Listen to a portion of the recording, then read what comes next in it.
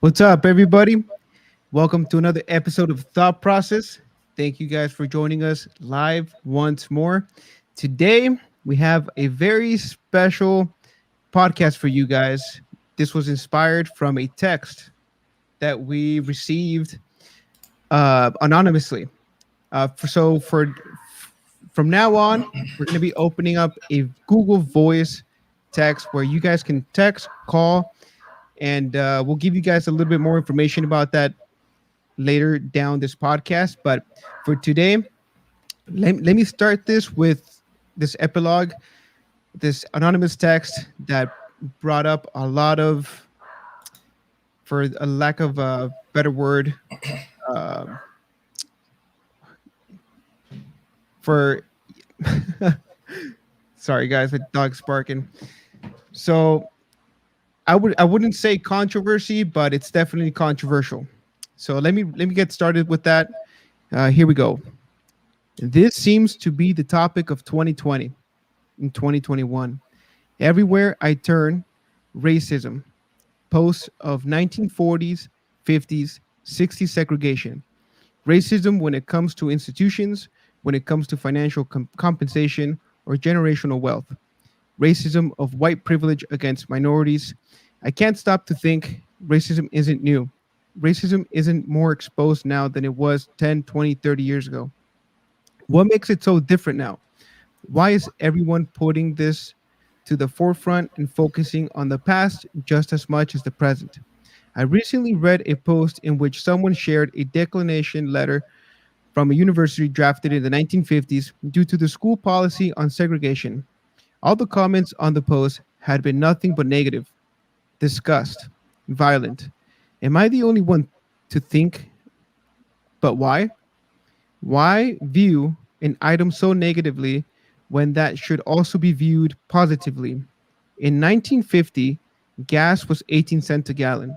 Korea wasn't split into two countries. The credit card was just invented. A computer was as big as a large apartment. We haven't gone to the moon, and TV wasn't regularly available. Fast forward to present day, there is no segregation. Satellites rotate the earth, electric vehicles are a thing. We've had a black president, and now I think she's black, female VP. Every university in the US has every race, shape, and ethnicity with their institution. Supercomputers are used daily by everyone in the palm of our hand. If one thing we can learn about racism is that time is the determining factor of change. We should celebrate and acknowledge our success just as much as we hate, cancel culture, and violently discriminate back what was once done to our ancestors. Is racism gone? No. But I can promise you I have suffered less racism than my father and his father before him. I expect my son to follow that trend and suffer less racism that I have. Is racism alive? Yes. Will it go away? Probably not. Forces change is not and never will be the best avenue to the problem. Understanding conversations with the next generation will. And with that, I think that brought a lot of things to mind. It's something that we want to share with you guys. But before we get into the podcast, I want to introduce you guys to our favorite degenerate, Mr. Christopher Ayala. Welcome in, Chris. What's up, Chris? What's up, boys? Also Long time no today, chat. yeah, man. Also today we have another reoccurring guest. He hasn't been on for quite some time, but we welcome him back. The pseudo intellectual, Mr. Sergio Sierra. What's up, Sergio? Yay! What's up, Chris? Hey, Greg. The Hey, old Greg. crew is back. Get those cheerleading hands up. Woo! Fucking get your fucking spirit fingers out of here. I don't think we've been back together since episode 24. RIP Kobe, man. But it feels really good to be back. Yeah, man. likewise. Thank That you guys sounds for good. joining us. As I said earlier, we're just opening up a Google Voice phone number that we will be sharing with all of our listeners later down in today's podcast, but the first thing that we got was this anonymous text. We don't know where it came from, but it definitely is sparking up the conversation today. What's your guys' stand on this whole racism? I don't mind going first on this. I was a very interesting text or monologue. To be completely honest with you, I mean, I don't think that person's pretty far off. Saying all the stuff that's kind of happening in these last 2 years between one presidential election, one running mate, Black Lives Matter, Brown Lives Matter, so on and so forth. Like, what I think the climate is, there's like an Asian attack right now. I think I've been seeing that on social media, so I think it's pretty damn relevant. Racism is real, racism is alive, but what is racism now versus racism to our parents or grandparents? Yeah. I think that it is an issue, but I think there's bigger issues that we kind of should put this same amount of focus in that would help more people in a sense. Yeah, I can see that. We might have to digest into that one. Because all of this has to do with people's views, and you're not really changing people's views. But I don't know, like drug pandemic, you can take that on and help people get out of it. That's not like a view. Most people don't really have much of a way out of that. Well, I think that we definitely need to acknowledge that it's still real, right? It's still a problem. However, like the person mentioned, it has evolved. It's different. It's everything evolves over time. It will. I don't think that this is going to go anywhere, but there are going to be other ways that we can, hopefully we can mitigate the damages moving forward. Sergio, you seem like you have something on your mind. I always have something on my mind. So I just feel bad for white people. I feel bad for Greg's people. For Greg's people. you Call me a white apologist, but I just feel bad for them. You fucking sympathizer, dude. The I'm darker you are, the empathizer. more you sympathize, huh? The darker the berry, the sweeter the juice, baby. So Tupac. Okay. Well, let's break this down a little bit, because I'm kind of curious. We all come from different walks of life. We've got Greg, who's Caucasian. I'm not sure what your ethnicity is, because I'm not judging, right? We live in 2021. Then we got Marco, who's on the kind of caramel macchiato type of end. And then we got Sergio, who's definitely a pinto bean, and then we got myself, dude, who's a little bit of I might be from the Middle East. Who knows? I gotta be that 23andMe, Okay. And then we got myself, a very soft, delicious, scrumptious churro, a little bit of canelo, a little bit of cinnamon, So we all come from different walks of life. I think we all met at different periods of time. I think we all have different stories to tell, but let's just dig out who's been more criticized and developed, or at least experienced more racism, and then we kind of digest into those stories a little bit and figure out how that compares to nowadays for people like my sister, who's like 18 years old, and look at them wrong and they think they're being. I think that's a good starting point. And I guess I'll go first, because in the 25 years that I've been in this country, I've only experienced it once. Just blatantly experienced it once. And it happened to be about, it might have been 2010, 2011, where my girlfriend at the time, now my wife, we were, in the outskirts of Lake Forest. And this is Orange County, next to Mission Viejo. It's a very small city. It's everybody knows each other there. But in the outskirts, you get a lot of passerbys. And so what happened was that we were pumping gas. And, I got off, she paid. I got off, I was pumping gas. And then when she was walking back to the car, this Caucasian guy and this Caucasian lady were yelling at her. And I couldn't make out the words at first. And then eventually I got a little closer because it started escalating. They were just saying like the most awful things, and I mean at that point I kind of lost it. What were some of those awful things? Go back to your Remember? go back to your country. You don't belong here, and a ton of fuck yous, you know, Wow. and To a 20-year-old girl, huh? yeah, Fucking yeah, cocksuckers. yeah, 20-year-old. And what happened was that when that happened, well, the first thing that came to my mind is just I was infuriated. I was pissed off. I I went up to the guy's face. I probably shouldn't have done that because you never know what could happen. Instead of de-escalating the situation, I probably would have made it worse. Eventually, they left, but I was just left in awe. I couldn't believe that this happened to me. I mean, by that point, I might have already been here for at least 15 years. So I kind of grew up here. I felt like, what are you talking about? Go back to what country? I mean, I basically grew up here. So, you know, that was my experience. After that, I've never really experienced anything other than that. Um, Although, again, the conversation keeps coming in and out of the social media platforms with everybody.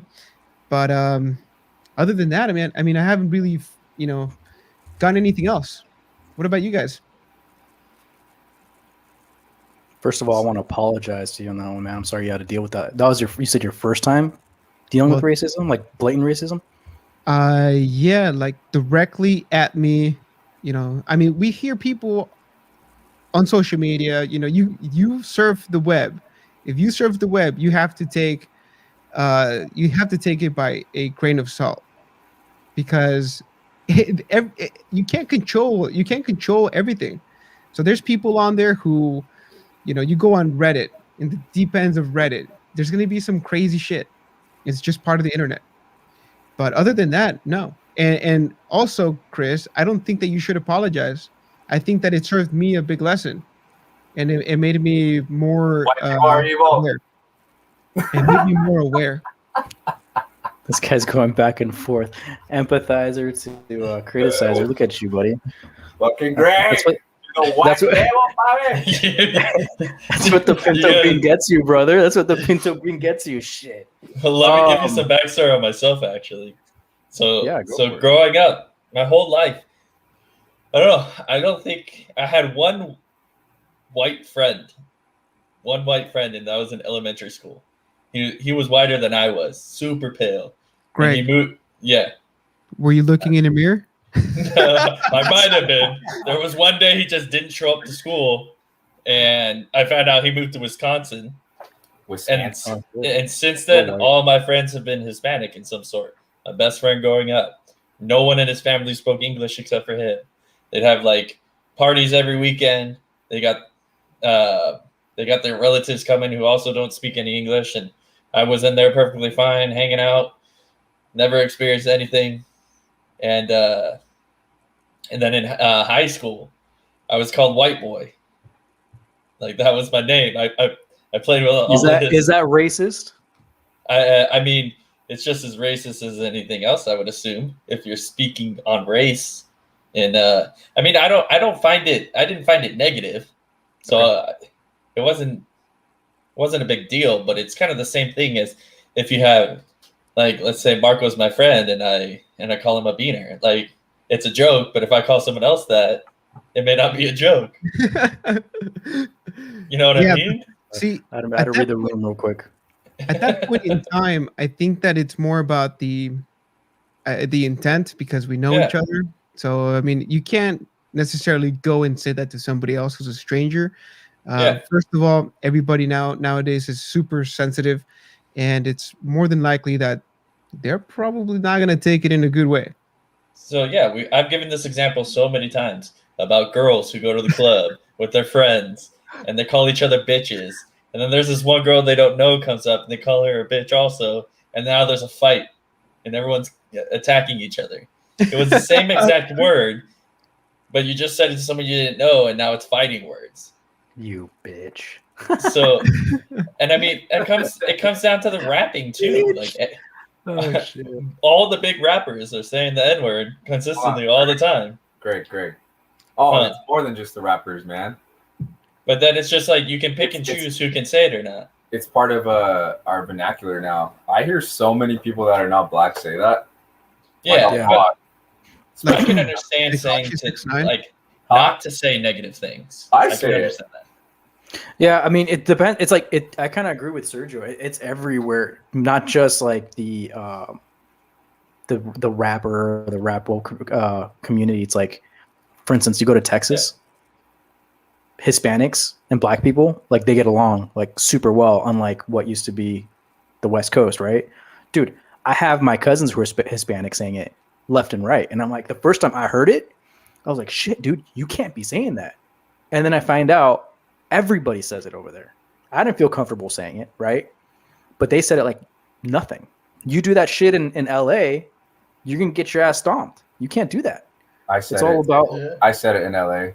No, but I'm talking about quite some time back. You know what I mean? Oh, I'm not talking about right now. I said it to a person of color. How were they receptive? They called it back to me, and then we bantered. And see, that's where it comes in. I think it was all about intent. Yeah, I definitely has to. My Uber driver. But see, now that's the other problem too. Is it's that when someone who's full disclosure, not Sergio doesn't have Uber anymore. He got kicked off the platform. Someone who's not part of the conversation doesn't know what's going on, and now they can cause an issue that wasn't there in the first place. So, I mean, if you think about it, just because it's everywhere too doesn't make it right, though. So it's like if everyone everywhere is stealing candy bars from the gas station, doesn't make it okay. Just because everyone's doing it, you know what I mean?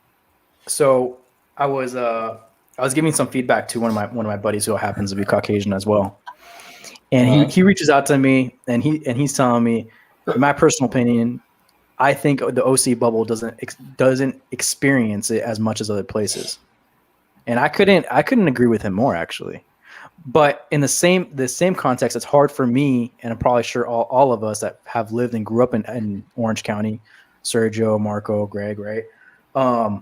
We can't really attest to that too much because that's all that we know. So, for instance, like I wanted to share the first time I experienced racism, like hardcore. Like I'm pretty sure we all experienced racism in like small little increments that we never caught as kids, or at least I didn't. I had just moved from like Mission Viejo area where I grew up with Sergio, where it was like this tight little bubble of friends, right? Which 10 out of 12 of us were Hispanic. We had like I think one Asian friend. That's about it. And there wasn't really racism because everybody was kind of quote unquote minority, right? Mm-hmm. Then I moved to RSM, Rancho Santa Margarita. At the time, RSM was nothing but Caucasians. I think in junior high when I moved there, I was like one of like 15 Hispanics in the entire school. Like it was fucking weird. I went from being like the majority to the legit minority in that school. And my dad, who I'm pretty sure you guys all met at some point, he's really fucking dark. Like he looks black. Like yeah. if Sergio's a Pinto, my dad's a black bean. You know what I mean? Like, he's fucking dark. And he's Indian. He calls it, yeah, he does look Indian, and he calls himself a coconut because he's like dark in the outside, dark in the inside, or outside, and like super white washed on the inside.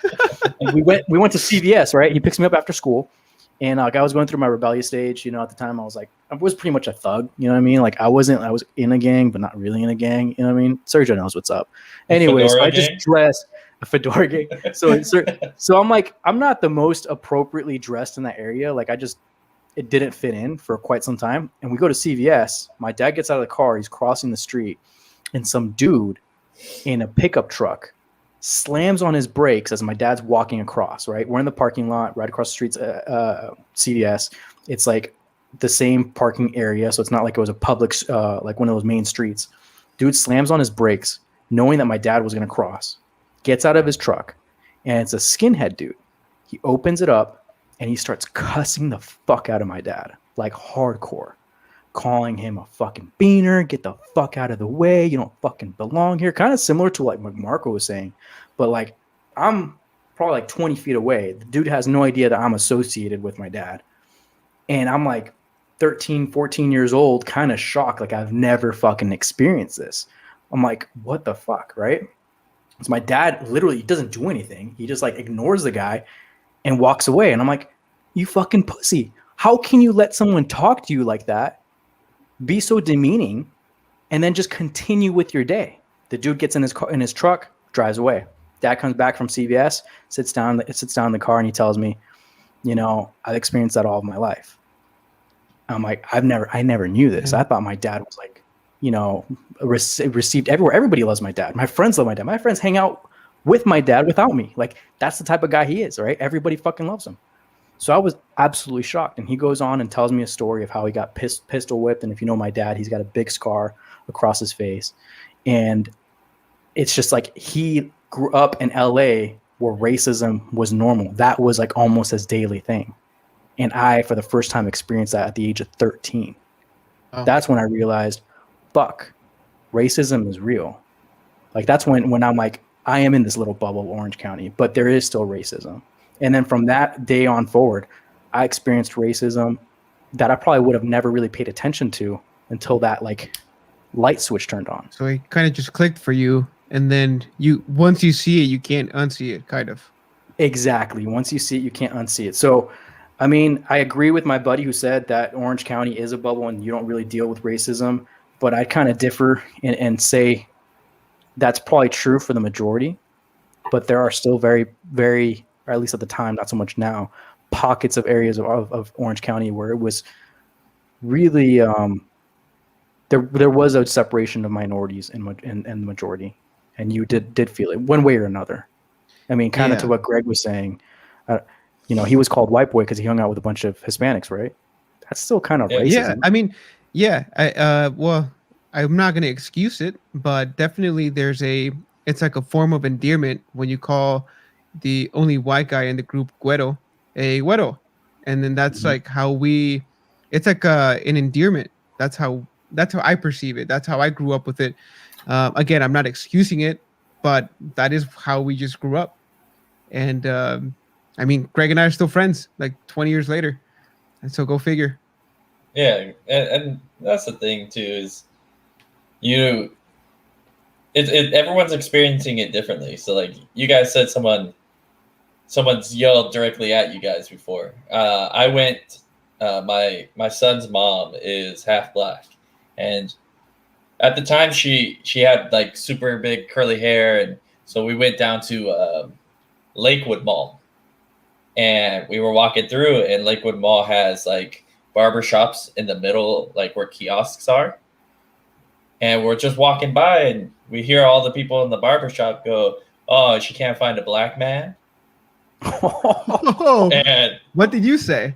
I didn't say anything. She said, "I don't want a black man." You should have said, and I like him brown. I just kept walking because. Hold on, Greg. Why? You should have said, "Yeah, she did," from the waist down. But no, it's just like Chris, when you were talking about your dad, it's like why approach and make it a big thing when you don't care about the person in the first place? Like, it's not a big deal. Like, if you turned around and did the same thing to your dad will smack you and tell you, "Hey, cut that out." But right. this guy who pulled up with the truck, he means nothing. He's gonna drive away, and you're never gonna see him again. Like, I understand when there's an immediate threat, you have to take care of yourself and defend yourself. But when someone's yelling at you, it's not worth the time. Do you guys think that racism is exclusive to white people? Because I've heard on social media that it's exclusive to only white people, and that only white people can be racist, and that other people can't be racist. And I think that's fucking absurd. I've heard it many different ways and explained many different ways. That it means so many different things to so many different people that you'll never know, and you can't argue it. You can argue it though. No, because they say it's reverse racism. They also say there's racism means that you have to be in a position of power, and because I think in the world, the amount of people alive, I think there are more white people than any other race. So technically, because of that, they're in more positions of power. Okay, So but first of therefore, all, white people can't be racist because there's more power being given to them. first of all, what is race? Okay, so race or racism. Race. Okay, So you can't have racism without race. So what the fuck is race? Is race even a thing? You're gonna make my head hurt. Why? Going race. deep.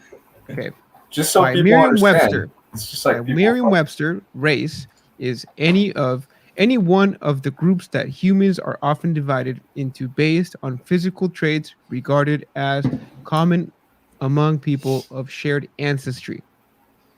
Okay, so that's the definition of race. Now, let me see if I can pull up racism. Because according to Racism. go for it.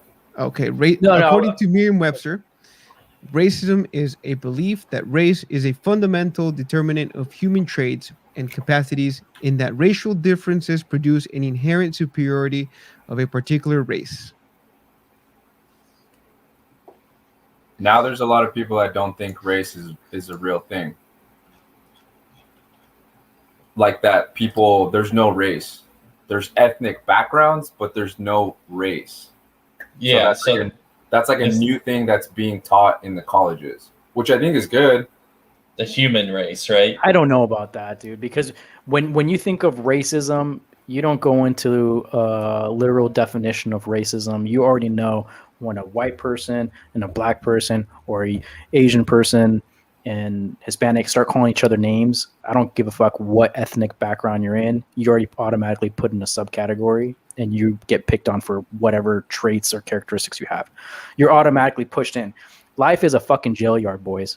Either you're white, brown, or yellow. That's it when it comes down to the streets, right? No, fuck you guys. All right, then. To your point, racism, the term racism is more of a blanket term. Like when somebody uses it, when somebody says, "Oh, that's racist," it's almost like they're saying something that they don't even understand. Like they just heard it somewhere. It's if they've never experienced it, they have a different understanding, and it's typically taught by what the media will tell you, why these echo chambers will tell you, what other friends of yours will tell you. It's like people don't really, and I've noticed this about many different things, not just about this term, but many people just really don't understand what they're talking about. They just throw things out there, and I don't know, dude. I don't know where this is going to lead. I really don't know. Greg, what do you think? I mean, I can understand how you can perceive so many things in different ways. So I'm looking here at the definition from Merriam-Webster, and they have at least two definitions, and one of the definitions has like a subset definition. So now one word has three different definitions that are pretty similar, but add in another level and layer to it. So when do we stop the levels and the layers? You just argue it all the way down, and anyone's argument could make sense when you break it down to the very minute. Yeah, I don't know, man. I think this is all up for personal interpretation, to be honest. We can go down the rabbit hole of the definitions and literally what it means, but at the end of the day, I call you a fucking beaner and you don't like it, that's racism. Yeah. guys. Or I call you a fucking beaner and you like it, that's called love. Did you guys Right? hear? Don't laugh, Did you don't guys laugh at hear? that, Greg. Let me tell you something. Have you guys seen Joe Biden giving this speech where he accidentally says the N-word just recently? Yeah, most people haven't seen Dude, it. He blatantly says it straight I up. don't think we that I show can. I can't show it. It's gonna be like really, really. It's gonna be really brief. I'll show you what speech it is, but that's all I can do. There's not gonna be any sound, but here I'll show you right here. You can play the sound. You can play the sound? Yeah. I don't hear anything. Yeah. Can you hear it? Through. No. No. All right, Hank, get here. I'm gonna just look at the captions. Hold on, maybe I can pull it up on my phone. We can play the audio, right? It just has to make sure you have to make sure that it's a public, like media, like that. It's not, it's So not. which one were you on right now? Let me. What video was that so I can pull that up? 1 second. It's President Joe Biden delivers remarks to the virtual Munich security conference, and it's. I'm not sure how. So the How explanation of what happened while he's looking it up is that Joe Biden was given a speech and he had missaid a word, and then like instantly corrected it. And He corrected it wrong. No. He was The supposed to first say word. eager. He was supposed to say eager, and then he corrected it wrong. Now, No, I mean, he didn't correct it and say it wrong. He said the wrong word and corrected himself and said the right word. I just want to make sure that's clear. I don't care how it came out. Shit came out of his mouth. Again. Again, it's not the first time. No, It's not the first time. No. That's the problem. It's not the first time. Fuck, man. If I say that shit, I'm gonna get fired. Yeah. But So- let's not go there. So, guys, Sergio, have What's you up, dude? experienced any, racism, like blatant racism in your life? Yeah, of course. But I've also faced discrimination from my own kind, from everyone. I think it's just life. But whenever it's somebody from a different color, we want to smack fucking racism on it. Yeah. I think it's a victim's mentality. And I mean, it could be because we grew up in Orange County, but I don't see it a lot. And yeah, you get those people that their IQs are below average and they just think it's funny to drop racial slurs. But I mean, I've experienced it from people who come from my ethnicity.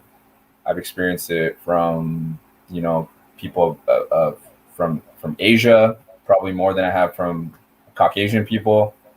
But one particular attack on me was when I was a junior in high school, and I was going to meet up with my girlfriend. It was our anniversary at the time, and I had a gift because it was our anniversary, and it was in Lake Forest.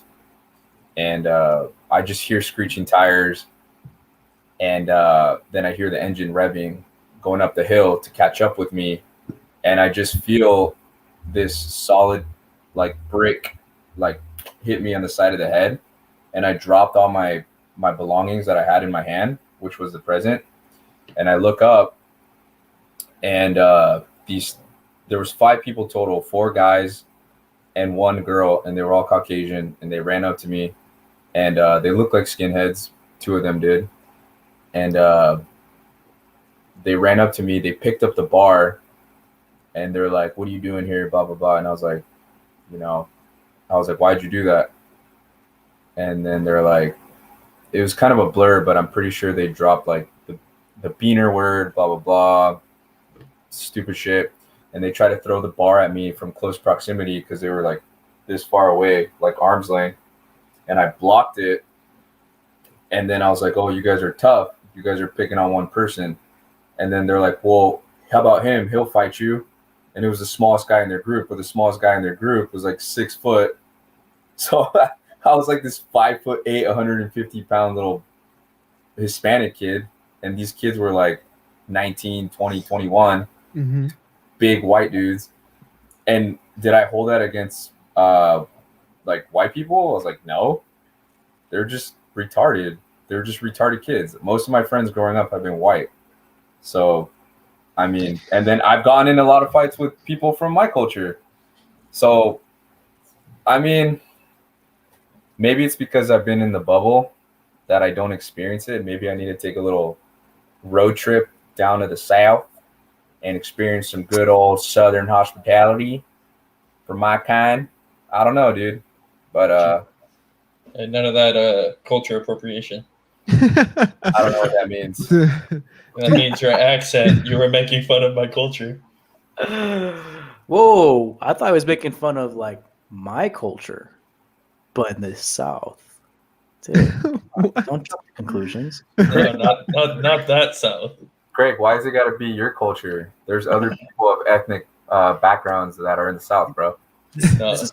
This is kind of a good segue that I wanted to kind of touch upon about how like everybody's so damn sensitive nowadays too. Mm-hmm. I know we talked about a lot of racism that we've personally like experienced, but can we talk about the racism that we experienced 10, 15 years ago, maybe as little as 5-7 years ago, to what is kind of happening now? Like I just want to bring this up. I want to get you guys' opinion on it. So Okay. I've got a sister that you guys all met, my sister Violet, and she's currently going to college. She's a freshman in college. And I must say, all of her friends, whether they're male, female, white, black, brown, Asian, don't matter, they are fucking sensitive.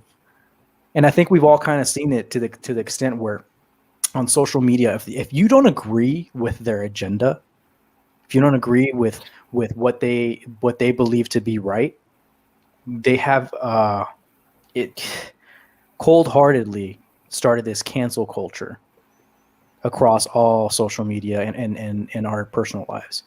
Cancel culture isn't new, by the way. Cancel culture has been around for some time for organizations that maybe don't agree with the majority of the community, right? I mean, we've seen that growing up with different companies, but cancel culture has never gone to the extent where it's individually impacting people because they don't agree with you. Yeah. Are you guys noticing that, or is that just me? No, I think that has been a reoccurring, point of conversation in the past. I would say mostly in the past 5 years. It was made.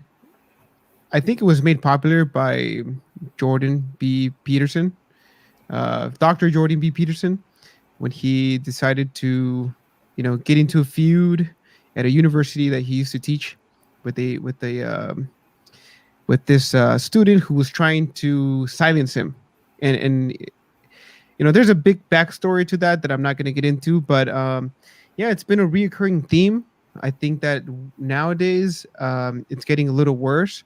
But where do you think this comes from? This doesn't come from it doesn't come from like an evil perspective. It comes more from for what it seems to me, it comes from a place of well-intention that is misplaced. They say something like, well, you don't agree with this person's beliefs, then we're going to cancel you. And it comes from a good place, but it's like a full circle. They do a full circle. They do what they don't want others to do to them. And it's just, I don't know. It's very complex. Can I chime in real quick? Mm-hmm. Sure. Marco, I love you, dude. I do. And I condemn you for taking the high road. But this fucking guy's going to take the low road. I'm going to get down and dirty. I'm going to get in the mud. I honestly think it comes from these fucking kids, right? These fucking kids who grew up without getting their ass whooped, dude. Oh my God. I think it comes from these kids that grew up, didn't know or didn't experience eating ramen with no water, okay? Having to walk a mile and change to go to school. I think it comes from kids that had parents that per se might have neglected them, but never really abused them. And I use that term loosely, okay? Because my parents were fucking amazing parents, okay? But my mom beat the shit out of me whenever I did anything wrong. My mom beat the shit out of Sergio if he did anything wrong. Okay, we come from a different time. I can't put one single point down and just say this is the reason, this is why it occurred. But dude, I'm going back to what I know. Okay, my sister, the only reason she ain't as soft as these motherfuckers is because I was hard on her. Okay, because when she did something wrong, I fucking called her out on her shit. I didn't sugarcoat it. But her friends that may have not had older siblings that were as tough as me, let that shit fly by, dude. They had participation trophies. What the fuck is that, dude? They're entitled, man. They're entitled. And they think, and I'm not saying this is everybody, so don't come at me because, you know, I'm generalizing everybody. I'm just saying the majority, though, of these people just never got their ass kicked, and you can tell. You can tell. Say that shit in person. Say that shit to me.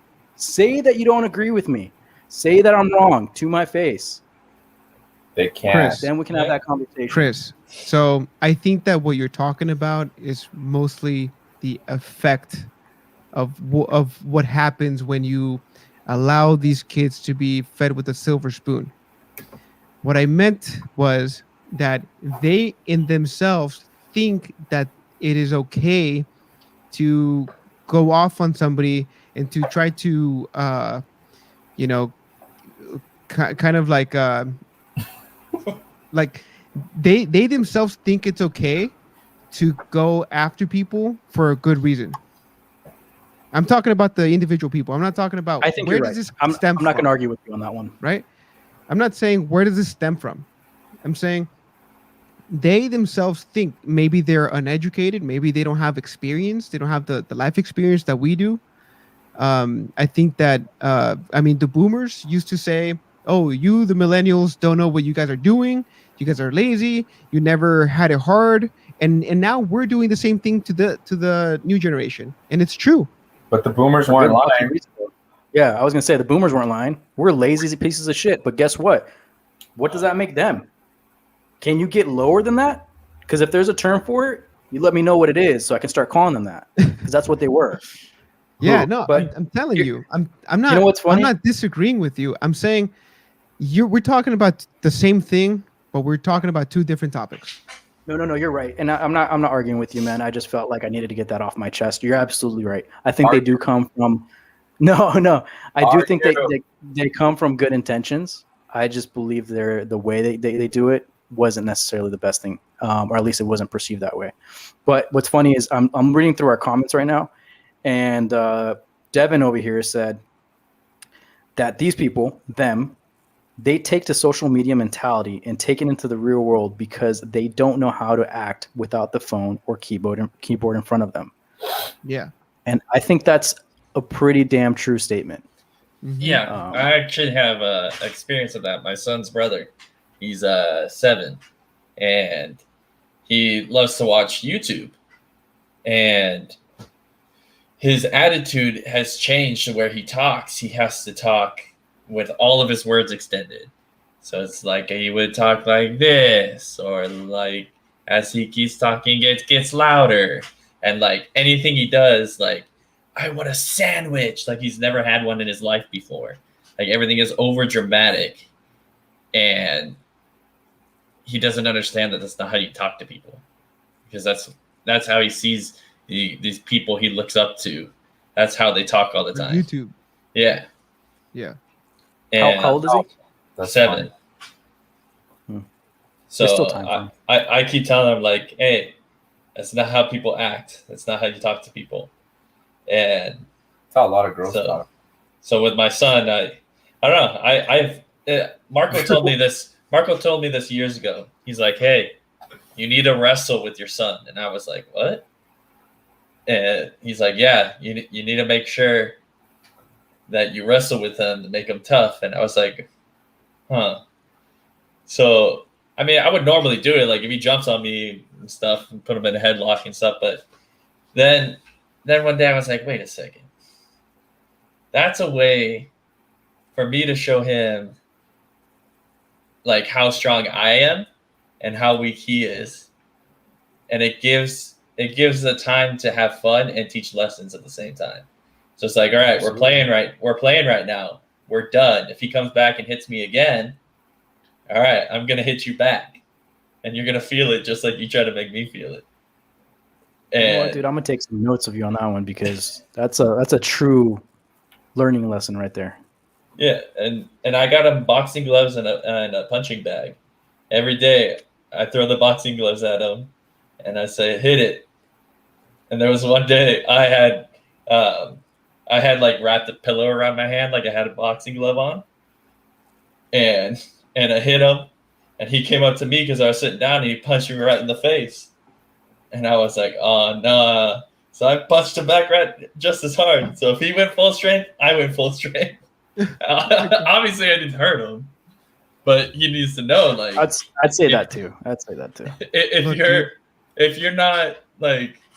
If you're willing to do it to someone else, expect it back. And that's what I try to teach them. Yeah. Don't do something you don't expect to happen back to you. They need to experience it. They need to feel it.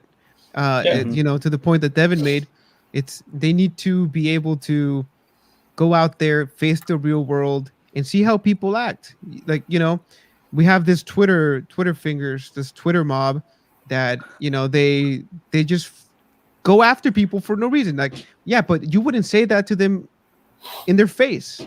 Nope. You know, if you're in a crowd, I mean, this mob mentality gets worse and worse when it's disconnected by the internet. Yeah. I actually forget what it was called. That I want to say it was a study, but it was probably just an article about how we weren't designed to see the whole world. Like, sure, you can go and travel. Like, let's just say someone we all know, Christopher Columbus, sailed across the ocean, and he saw a lot of the world. But he also wasn't able to instantly tell everyone about the world, where we can walk around and say, oh, look at this, look at that. And it's causing more issues. It's like we're kind of filtering more things at a faster rate. Yeah. We're processing more data. Yeah. And it's called, sorry, go for it, Marco. No, what is it called? No, it's called Dunbar's number. That we cannot cognitively process more than 250 people because we evolved, if you believe in evolution, in tribes of 250 or less. It's called Dunbar's number. Look it up. There was no reason to go on a vacation when you needed to make sure that your farm was okay so you could eat for the next year. Like, before that. You know what I mean? Like, if I had a farm somewhere and I lived off of the food from my farm, I'm not thinking of going on a vacation to California to go see this cool resort. Like, but you know what it is? It's the fact that because we were so, like you said, we were so disconnected by being so far away from every other place that's different, that has different things in it. We weren't picking up how much shit there is in the real world. Like, we don't really know that unless you go and you experience a third world country. We're not really going to understand it. And when people go there and let's say they come from a life of privilege, they feel, oh man, like these people, like they live this way. Like I said in the past podcast, well-traveled people always seem to be the most down-to-earth people. You know, maybe with the exclusion of the Instagram, Instagram models, but yeah. But even them, I mean, there's a lot that comes good with or a lot of good things come from traveling. It was like last week when we were talking with Renee. We never met her. We met her like 5 minutes before we did the podcast, and she was very easy to talk to. She had stories, and she seemed like it was easy for her to talk to us, and you wouldn't find that. Like, I'm very hard to, like, I can't really approach people I don't know, and if someone approaches me, in my head, I want to kind of escape the conversation because I don't know these people, and that's a byproduct of all the stuff I've done with video games, not willing to go out and talk to people. And when I grew up younger, I lived in an apartment complex and had a ton of friends, Then I moved to a house where there was no kids in the neighborhood, and I had no friends, and I hated school because all the kids were really ridiculously annoying to me because I had long hair and they were calling me girl.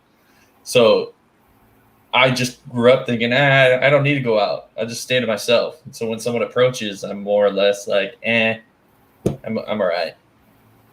Yeah. So people take on these things from their past that may not apply to the future. So moral of the story is become cultured and don't be a dick. Yeah. Yeah. Dude.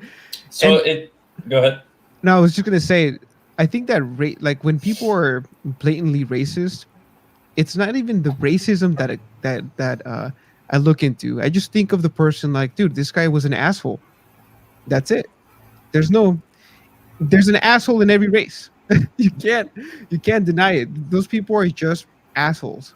So someone said once, you can find out how big of a racism problem you have by asking Pornhub for their numbers. You can see what I'm a people little search. lost on that one. You can see what people are searching for. Because when you search for porn, you always search based off You don't of want to race or color hair or type. Like, what are short people considered? Is that a race? I can guarantee you. I don't know. Maybe I could be wrong. Well, white's not gonna be on the top. It should be like big booty bitches or something. I like them white. I bet you the most racist people are searching up, or like, let's say you have like a racist Caucasian guy. He's just looking up like big, hot, sexy ivory women, ebony, just like he's probably got like a fetish for it. Yeah. So, I called when you kind of like, gosh, what is it? How do you say it? Basically, you don't allow yourself. You keep yourself very tight. Like you don't like to tell people that you're into certain things, but everybody knows that in your closet, there's a lot of different things in there that you probably wouldn't say that out loud or say that to people. There's a term for it, but it's escaping my mind right now. Reserved? No, not reserved. Cautious. It's more. I would think it's more of a cautious thing, right? You like. I believe that most of us, like for instance, this is kind of borderline locker room talk, right? We're all talking about the hub, We're all talking about racism and people's foot fetishes, or not.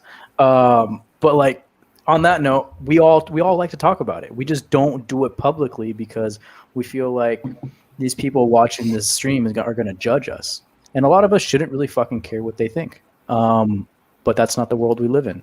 So I don't know where the fuck I was going with that, but I don't want to say it. well, I kind of think that I can see where you're going with that in the sense of why we hide certain things in a sense for most people. So like, let's say one, I'll just use a religion as a sense. One religion believes that you're allowed to do something like, I don't know, let's just say cut your hair. And one religion doesn't think you're allowed to cut your hair. Now you're feuding over something, so you got to hide. Maybe you wear a wig, but you got a haircut so that they don't think you cut your hair or something. What the fuck are you talking about? My comparison is that you're hiding things because you don't want them to think that you're not willing to talk to them or be like cordial with them. Just because you don't have the same view doesn't mean that you're there to attack them. Look, where I was going. So it comes down to our primitive instincts. We want to be accepted and be part of the group. Yeah. Yeah, people don't want to show the insides of their closets. They keep it tight. It's taboo to talk about it. That's just life, man.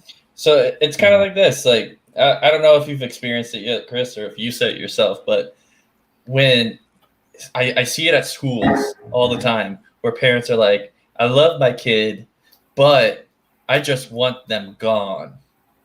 Every time I hear that, it hurts because every time my son's gone, I'm like, I want him here.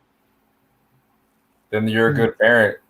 Yeah, but it seems I so haven't experienced that. There's bad parents out I there. experience that all the time. All the time. and it's I'm insane to only a me. year in, bro, but I can see that. I can see the pain behind that. Because literally, I mean, dude, that's your fucking seed. You know what I mean? Like, that's your fucking tree of life right there. You planted it, it's grew and it's blossomed, and it's like, how do you not want to see it? Give it attention. You know, you Yeah. you cut your trim your hedges, right? That's your fucking hedge, bro. Like, be proud of your work. You know, Yeah. fucking lame ass parents, dude. Almost worse than racism. My son's cooler than I am. But yeah, no, it's you always hold other people up to a higher standard because it's easier to tell people to do things than to do it yourself. Yeah. Can we talk about the elephant in the room and the racism that I think Sergio talked about a little bit? Racism within our own cultures, or at least within their cultures. Like we can attest to, or I can say it. My ethnicity, dude. Fuck it. A lot of my fucking family. Oh my god, dude. They are the biggest haters that I fucking know, dude. I think Mexicans. I think Hispanics or Mexicans in general, God, we love to fucking hate, dude. We can't be happy for someone's success. We can't say, oh my God, you did such a great job. We always gotta fucking insult them. You know what I mean? But it feels good. It's like a glutton for punishment. You know what I mean? Like you want to get whipped a little bit because it's a sign of satisfaction. You know, when my mom talks shit on me, like she looks at my house and she's like, oh my God, like this house is way too big for you, or this house is, you need to clean this, you need to clean that. And I'm like, well, you would like to have that problem, right? It's like, you know, it's like a backhanded compliment, but Yeah. I think we're so used to it that we feel like it's the new norm. They're drinking this haterade. Exactly. I mean, I can't speak for other cultures, man, but I think Mexicans or Hispanics in general are just really mean fucking people, dude. Yeah, I mean, I've experienced that with my own family to a degree, but dude, for me, I think it's more of a famine mentality than anything else. It's like you don't need that much. You don't need to have this. You don't need to have that, because to them it's like, well, we need to save everything we can.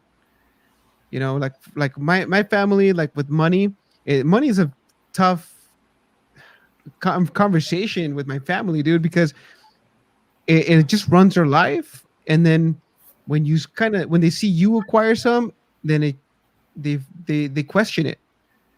They question it. But I think that stems from more of a family mentality. But definitely, I've never experienced any racial tension with my culture, and maybe it's because I blend well with them. Because I'm from straight Mexico, dude. Like my slang, like sometimes Sergio doesn't even understand the slang I use, or my wife don't even understand the jokes, dude. They just go over her head. They just go over her head.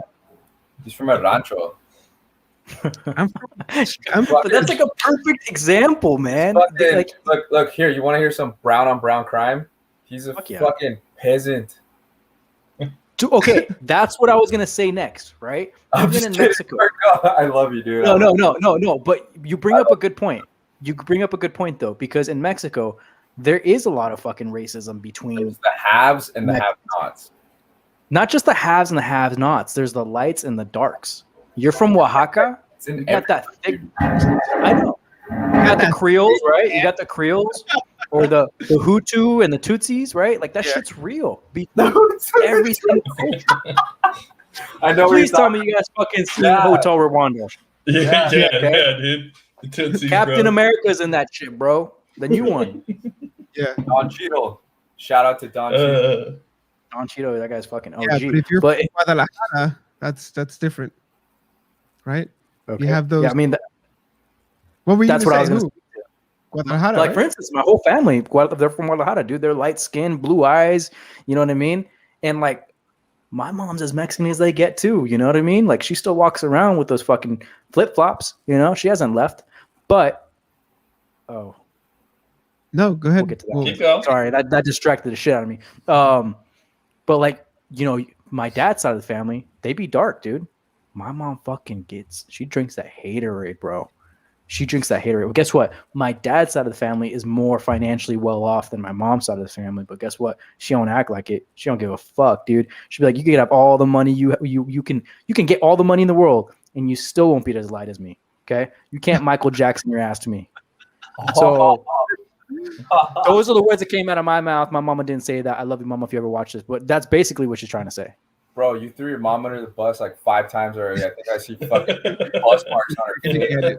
Yeah, Marco, you better lock your door. She's gonna come beat you like she beat Sergio. Oh, okay. So let's go back to the question for. It was Devin. a joke, Sergio. She just yelled at you. She never beat you. Devin asks, "Do you all think the word racist is losing its meaning?" No, it's stronger than ever. I think it's losing its meaning. I think a word, just another word, has lost just as much meaning as well. The word like love you. All these people are tossing around love you. They meet this new girlfriend for like 3 days. They're saying I love you already. Like that word lost its meaning so long ago. Just like racist, I think it's losing its meaning. It's being thrown around. Like someone's gonna probably say I'm racist because I called you a beaner at the start of this video. Preach, white boy, preach. So that's just one example I can give with it. And sure, it still has a meaning, but now everyone's using it so many different ways. You never know what the meaning is, especially when you can't get the context of the conversation because everything's written online in an article. It's so fucking diluted nowadays, dude. Yeah. Like back to what you said, it's watered down version of what it used to be. Mm-hmm. Is that good or bad? I don't know. It's everywhere now. Everywhere you fucking go is racism. Yeah. But I think to be honest, I don't think it's racist, but I think it's also important to note that I don't know if it's just me or a lot of people here feel the same way, but it may be my lack of like college education, or maybe I didn't pay attention in school when I was younger. But most of the words I learned here in America, all the English I learned, it doesn't really have a lot of like intrinsic value to me. Like I just said things because that's what I was taught to say. I never really understood what it actually meant and what it stood for. So I don't know if it's just a lack of education, that a lot of people, they don't really know what these words mean. They're just tossing it back and forth. And maybe this is what's causing the confusion. What do you guys think about that? Everyone's trying to become the next big thing, right? Some philosophy, and now their name is going to stay in history. Mm-hmm. Like everyone wants to be the next deep fucking value. Everyone wants to be the next AOC. Everyone everyone wants to be the next big name that they're just throwing out so much obnoxiousness just to get their name out there. It's just like in the Super Bowl now. Every single Super Bowl, someone runs out on the field to advertise some porn website. It worked. Like, yeah, I checked it out. Everything's just getting super obnoxious. Like it. It's definitely losing meaning. Like Devin said, Tom Brady was racist for winning the Super Bowl. Like so Patrick Mahomes is black. I'm assuming that's why, because he took it from the black man. So what if? Okay, he's half black. So then he took it from just as much of a white man than he did a black man. No, if he would have won, he took it. But he lost. It was Holy fuck, dude! Boom! Oh my god! Say that again. Sergio. I don't think people heard that. Sergio, get closer to the mic. What's up? Yeah, I can't hear you. There we go. I said that Tom Brady just took the Super Bowl away from a white man just as much as he took it away from a black man. So he's double racist. Aged well. Oh my goodness. Look, and if you watched it at the very end, right as the game ended, I'm pretty sure the first person Tom Brady shook hands with was Mahomes. yeah, I don't remember that, but maybe. From my recollection, is the first person took his helmet off, walked over, and shook his hand. So I'm gonna jump back into this whole racist thing. I watched a couple of videos the other day. One of them was from Hafiz Bakau or Baku. The title says that let's see here. Let me see. Oh, some black people feel as though this is an attempt to virtue signal that the white man is their savior. So now he's talking about like he was talking about like virtue signaling, and that the reason why. Okay, so now I'm talking about white guilt, and you guys correct me if I'm wrong here, but apparently the white community or the people who feel this white guilt, it stems from them feeling sorry for the minorities, for people who aren't as quote unquote privileged as them, but they come off as like, I'm going to be the white man savior and I'm gonna save them. Have you guys seen any of that go around on the internet? Hey, Chris, let me come save you. I need it. That's basically what I understand. So for people who don't know what white guilt is, it's the individual or collective guilt felt by some white people for harm resulting from racist treatment of ethnic minorities such as African Americans and indigenous people by other white people, most specifically in the context of the Atlantic slave trade, European colonialism. How do you even say that? Colonialism. And the legacy of these eras. So what do you guys? I had a conversation with Caucasian empathists, and it was kind of similar to what you stated. Basically, it was we had a pretty heated conversation exchange regarding the whole BLM movement, right? The whole Black Lives movement. A lot of people were on board. Some people, I mean, no one was stating that Black lives don't matter in this conversation. It was more so like the intent behind some of the dialogue that was done in social media. And this guy comes over to me and he's like, well, you know, we have to stick up for all the Black Lives Matter people right now because white people pretty much fucked them for X amount of years in the United States, you know, slavery and segregation and so on and so forth. And I'm like, oh yeah, you know, makes fucking sense. And then he kind of made a point to me that really bothered me. He was basically stating that we took away generational wealth for them. And I'm like, yeah, you kind of did a little bit, right? I mean, you definitely took away the opportunity for some generational wealth, but I don't think that's a reason to become this full-blown sympathizer in today's day and age. And the person got mad at me, and that might have triggered some people. It might trigger some people right now. And they're like, how can you say that?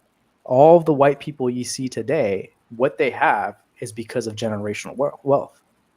And I'm like, I don't fucking think so. Like, is that true to an extent? Some people for sure, but not the majority. I mean, that's a very small minority.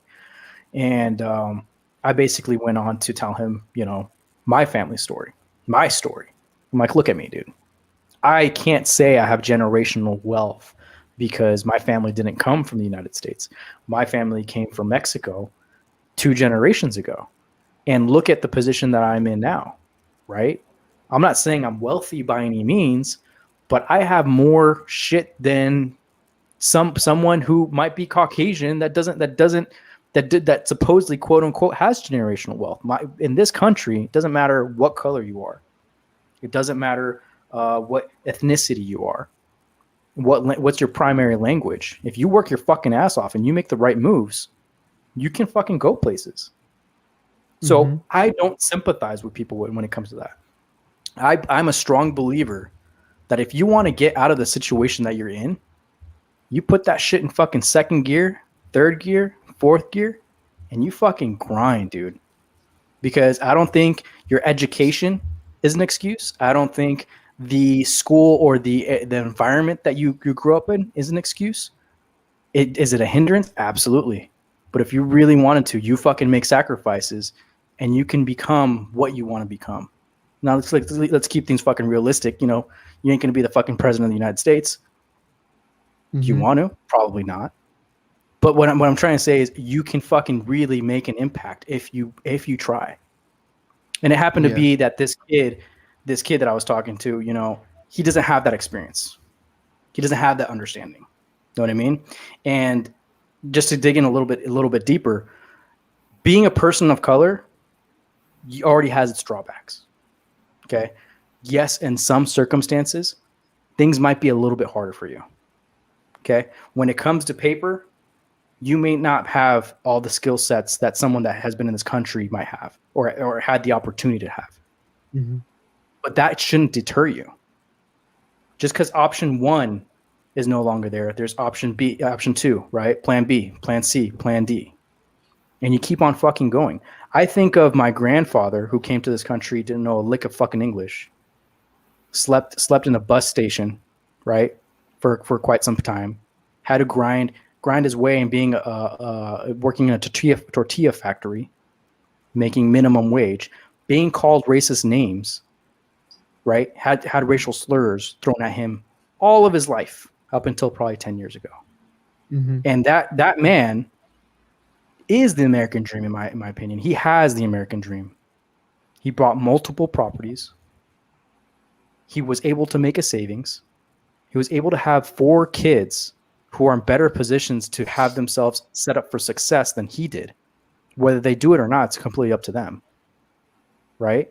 He had everything against him that most people are complaining about, with the exception that he didn't even speak English.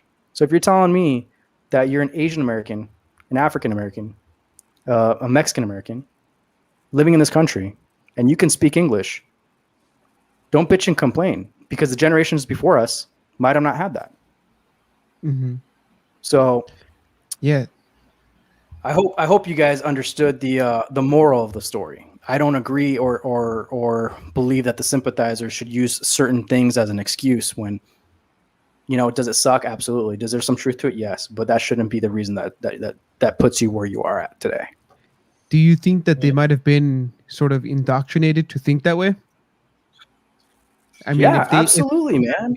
Any like social experience or any real life experience because they live behind a keyboard, do you think that has a lot to do with it? Are you talking about the kids nowadays? Yeah, I mean the guy in particular, but yeah.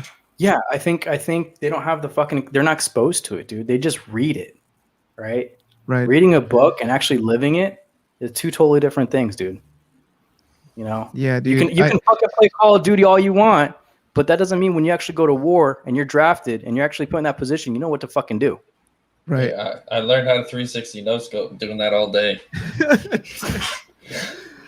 Dude, so, you know, when it comes to this subject, I also watched another little clip on YouTube. It's by Ami Horowitz. I think it was on Fox News.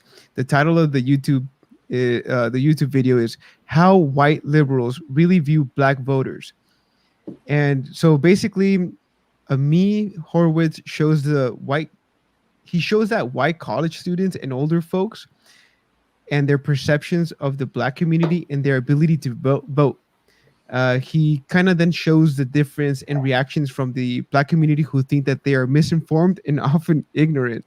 So he goes around to college students and white folk, and he asks them, do you think that state-issued ID voter laws are going to hinder Black Americans to vote?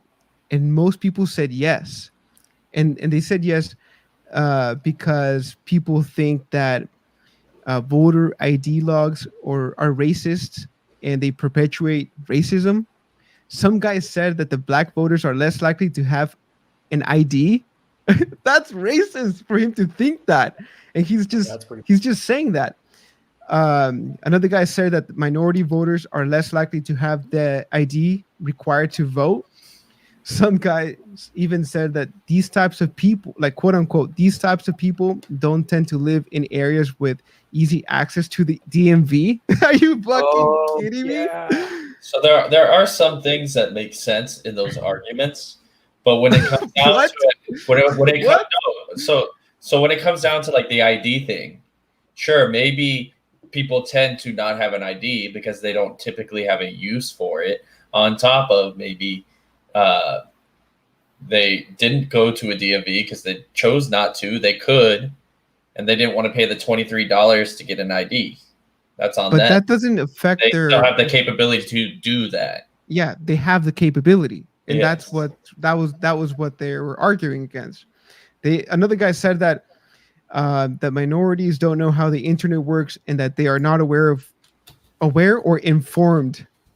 Like, this is the type of shit that's coming out of these kids who have no idea of the real world. There was another guy who said that there is repression on black voters who are convicted felons. Dude, I was like, what? If you're a convicted felon, you cannot vote, period. Doesn't matter if you're white, black, or Asian or Mexican. You can't vote. And there are people trying to fight against that, say that they should vote. I personally don't think so. I think you made You decisions lose some rights more than one time. Like, Well, look, you're obviously this comes haven't from looked the right way. This comes from two things, dude. This is how I see it. One, they are genuine about trying to help others by saying these things, even though they didn't really think things through before saying them. And two, they use this as a virtual signal vehicle to show others how good they are. And now we're into virtual signaling again. I mean, we see it around. Everybody on social media is virtual signaling, many different things. I mean, lately, one thing that ticks me off is people are changing their profile pictures to having masks on. Like, I don't even understand that. Have you guys seen that around?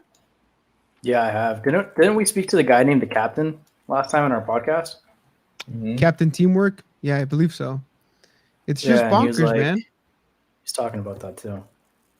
So I just want to go back. I was talking about it costs $23 for an ID, right? I went to the DMV's website right now, and they have two things. They have a reduced free ID card, and you're eligible if you don't make enough money, or if you're in any kind of assistance program. And then if you're a homeless person or related to, like, you're the son of a homeless person or something, you can get a free ID card. So, like, in poorer communities, they're getting it for free. So it's their choice to go out and get it. Mhm. I just So it's a wanted to moot bring point. that up. Yeah. And then, did you guys hear about Coca-Cola? I don't know, but I like the way you say it. Can you say it one more time? Coca-Cola? So Coca-Cola had a training for their employees, and the training was on how to be less white. What?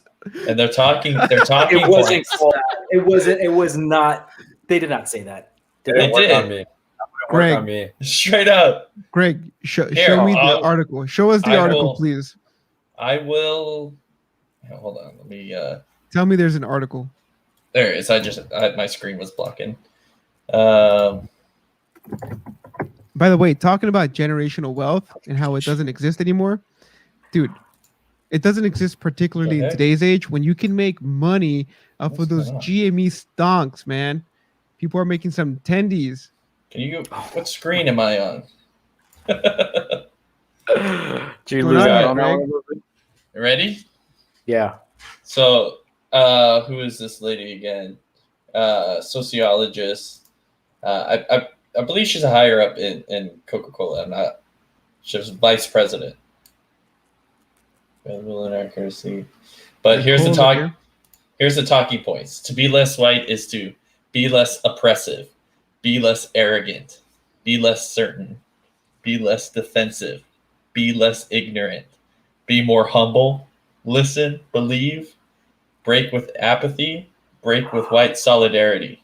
Oh my God. Like, I mean, the first what? Be less oppressive. That applies to everyone. Be Take less notes. arrogant. Maybe That maybe applies they to meant, everyone. maybe they meant to be less managerial is to be less oppressive, be blah blah blah. That is fucked up. It says right here, confronting racism, understanding what it means to be white, challenging what it means to be racist. It's insane. Man, I can't believe that's real. And I can't believe somebody leaked that. I'm pretty sure that that wasn't supposed to be leaked, but someone's doing their due diligence by leaking it out into society where it eventually meets the fucking degenerates. Yeah. Jeez. Yeah, man. So any other thoughts? I mean, I think we were beating this horse to death talking about racism. I think that the moral of the story is those people are just assholes. And every race has an asshole. It could be your neighbor. It doesn't matter who it is. It could be the guy who cut you off in traffic. It could be a family member. It doesn't matter. These people, they're just assholes, and they have their tight knit. It's a tight knit community. Again, it's like tribalism, and that's not going to change. It's like I said earlier with my son. I don't want him to do something he's not going to expect back. So if I'm going to be mean to someone, someone's gonna be mean back to me. If I'm constantly nice to everyone, you're gonna get that back. Like, sure, someone's gonna be mean to you, but come on, like, you can walk away. You don't need to deal with the people. Sure, defend yourself, but just take the lesson as it comes and ignore the exaggeration. Mm-hmm. I think you guys are definitely onto the right point. I just want to add to that. I believe, kind of like to what the monologue said at the beginning, that racism is not going to go away overnight. You can't force racism to go away. You can't force how someone changes or their beliefs, whether that's religion, person of color. But it doesn't matter what the subject may be. You can't force that upon someone. That change is going to have to come naturally. And in this case, I don't think it's going to come through us as individuals through our lifetime. I think it's going to be passed on to the next generation to be better than we are, the following generation to be better than they are. And in time, lots and lots of time, through evolution, racism will slowly and gradually go away. You mean when we all become part of the AI? Fuck, you just opened up a can, dude. Don't be doing that shit to me, man. Dude, it's gonna happen, man. What's gonna happen then? It's just a matter of time. You guys all seen fucking T3, right? Terminator. Yeah. So Skynet's Sergio, a fucking thing. Serge, any final thoughts? Anything? Any other? Are we closing shop or what? Yes, sir. No, I'm just wondering. You've been awfully quiet for the past 20 minutes. I don't know if you guys could hear me. Yeah. Yes, we can hear you. Final thoughts. Can you come back to me? Can you skip me? I don't think that this is how it works. But yeah. Let's do this all over again. Can I motion to recess, please? Take 5. Yes. Yeah. So Greg, what do you? Right. I mean, you kind of chipped in your 2 cents. Yeah, I can bring up something real quick. It's off top. Well, it's not off topic. I can't say the word. I almost said hot topic. Trying to say off topic, but for everyone watching right now, I just wanted to show you guys that majority of the people who are watching are subscribed, but there's 20% of you who are not. So hit that subscribe button. Get us up there. Commenting helps get the message out that we're trying to learn from people and show you how other people think. Well, let me add to that point. Our mission statement just recently changed. Our mission statement is now helping people understand people. And in today's podcast, I thought it was important to bring all 3 of you on today because of the text message that we anonymously received. I thought it was a good talking point. I think that they have a lot of good points, and who better to help us than you guys? But in the same sense, again, um, the mission for this podcast, if you're new here, it's to help people understand people, because as we all see, everybody is all over the place. There's no consistency anywhere on the internet, except only if it comes from big corporations. But before we end, before we go to Sergio, I wanted to share with you guys the new website. I'm going to bring that up in just a second. So, Sergio, while I bring this up, you can, pitch in your final thoughts on this. Mm,